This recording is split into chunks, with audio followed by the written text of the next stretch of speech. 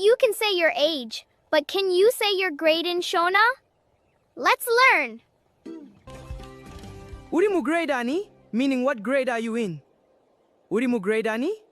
Ndiri muGrade 3, meaning I am in grade 3. Ndiri muGrade 5, meaning I am in grade 5. Ndiri muGrade 2, meaning I am in grade 2. Ndiri muGrade 6, meaning I am in grade 6. Ndiri muGrade 4, meaning I am in grade 4. Listen and repeat. Ndiri muGrade 2. Ndiri muGrade 5. Ndiri muGrade 3. Ndiri muGrade 6. Ndiri muGrade 4. Now it's your turn. Ndiri muGrade dads, write in the comments below. Don't miss the next Shona lesson.